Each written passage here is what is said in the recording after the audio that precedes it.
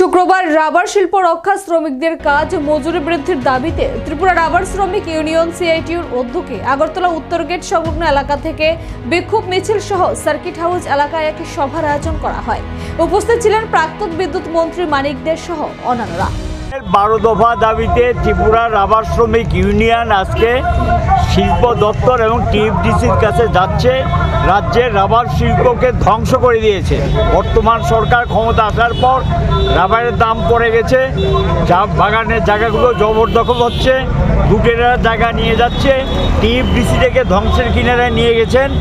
আর সঙ্গে দেখা গেল রাবারের প্রকৃত মূল্য পায় না, তাদের ভর্তুকি দেওয়া হয় না, তাদের বোনাস দেওয়া হয় না, ছুটি ছাটা যেগুলো ছিল টিএফডিসি সব বাতিল করে দিয়েছে এবং খেয়াল খুশি মতো ছাঁটাই করছে।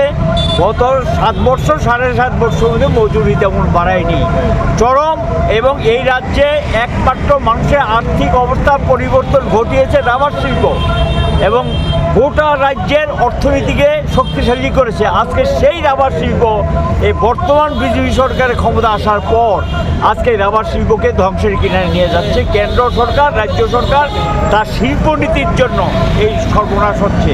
এখানে লক্ষ লক্ষ লোক যেমন শ্রমিক হিসেবে কাজ করে, ছোট যারা মালিক রাবার তাদের জীবিকা নির্বাহ করে।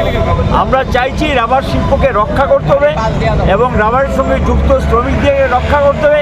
রাজ্যের অর্থনীতির স্বার্থেই এটাকে শক্তিশালী করতে হবে। রাজ্য সরকার এবং কেন্দ্রীয় সরকারকে ভর্তুকি সহ একটা কর্মসূচি নিয়ে এটাকে কীভাবে রক্ষা করা যায় সেই চেষ্টা করতে হবে এবং লুটেরাদের হাত থেকে বাগানগুলো ধ্বংস করে দিচ্ছে টিএফডিসির, এটার হাত থেকে রক্ষা করার জন্য সরকারকে পদক্ষেপ নিতে হবে। আর মণ্ডল থেকে শুরু করে বিজেপি যে সমস্ত দূতাবাসরা আছেন তারা বিভিন্ন জায়গায় এই বাগানগুলোর মধ্যে জায়গার মধ্যে হাত বসাচ্ছেন। এটা সরকার ইচ্ছা করলে বন্ধ করতে পারে, কিন্তু সরকারের সদর্থক কোনো দৃষ্টিভঙ্গি নেই।